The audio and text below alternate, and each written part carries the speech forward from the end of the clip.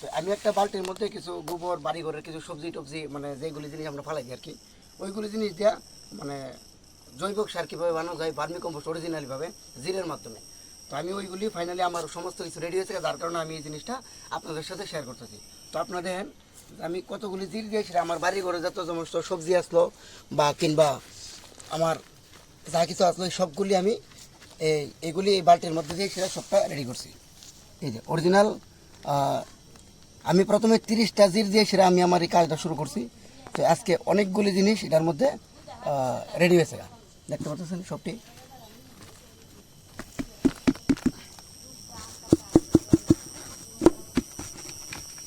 তো আজকে না হলো এখানে 500 রুপে বা কিংবা 1000 জির আমার তৈরি হয়েছে আর কি।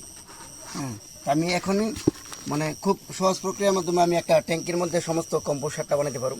হ্যাঁ, এই জাগুলি দেখছে সবটি যে বার্মি কম্পোস্ট। হ্যাঁ, এইরকমভাবে আমি এটা আলাদা করে লয়ে রাখছি।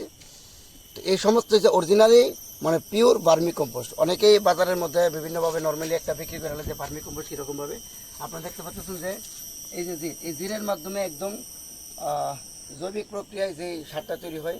আজকাল মার্কেটের মধ্যে সবাই বিভিন্ন ইউরিয়া বিভিন্ন ধরনের কেমিক্যাল জাতীয় সার জমিতে মানুষ ব্যবহার করার ফলে সেই ধরনের সবজি কিন্তু ভালো হয় না আর কি। আর এরকমভাবে যদি আপনারা নিজেরা বাড়ির মধ্যে একটা ছোট্ট ট্যাঙ্কির মধ্যে জিরের মাধ্যমে এই বার্মি কম্পোস্টটা তৈরি করেন, তাহলে অবশ্যই নিজের বাড়ির মধ্যে নিজে খাওয়ানোর লিগা কিছু সবজি আপনারা ভালোই বাড়ির মধ্যে করতে পারবেন, যাতে আপনাদের শরীরের লেখা খুব একদম তাজা তাজা সবজি আপনি পাইবেন এবং আপনার শরীরের লেখা খুব ভালো। আজকাল কেমিক্যাল জাতীয় যত সারের মাধ্যমে সবজি হইতেছে ওইগুলির মধ্যে সেই ধরনের প্রোটিন এবং থাকে না এবং প্রচুর পরিমাণে রোগ টোগ হওয়ার বিশেষ সুবিধা আছে।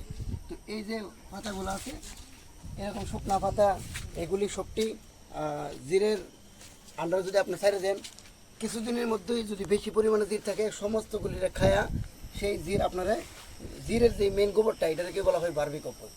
তো এইরকমভাবে পিওর তৈরি হবে। আপনি যদি অরিজিনালি বার্মি কম্পোস্ট আনতে যান, মনে হয় 1 কেজির দাম নর্মালি 20 টাকা পড়তে পারে আর কি আপনার। হ্যাঁ, আর নর্মালি দেখবেন বিভিন্ন জায়গায় বিভিন্নভাবে এমনি প্লাস্টিক একটি মানে মিল করে সেটা এক ধরনেরভাবে সার বানায় সেটা মার্কেটের মধ্যে বেচালি যাচ্ছে।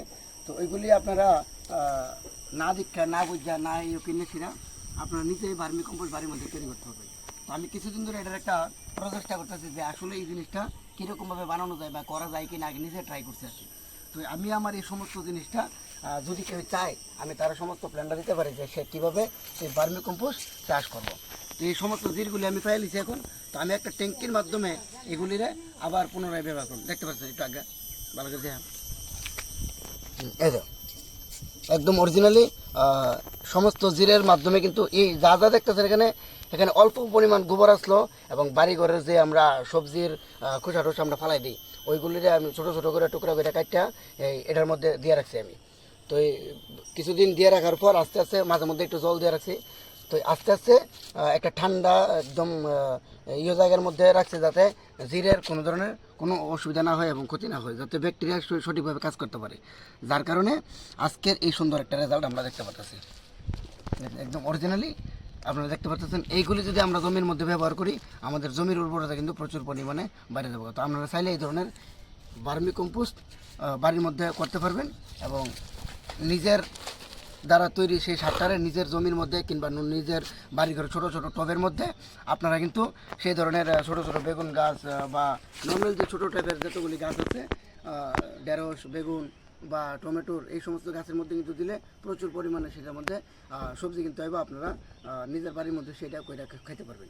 আর এই সারটার মানে দেওয়ার ফলে কিন্তু সেইটার মধ্যে প্রচুর পরিমাণে কিন্তু আপনার সবজি হওয়ার মানে চান্সেস প্রচুর, কারণ এটা আপনি জানেন সম্পূর্ণটাই একটা জৈবিক মধ্যে যেখানে কোনো ধরনের কেমিক্যাল মানে মিক্স নাই। তো আমরা ভিডিওটা শেয়ার করার উদ্দেশ্য এটাই যে আপনারা যাতে এই জিনিসটা নিজেরা বাড়ির মধ্যে করতে পারেন। ধন্যবাদ সবাই।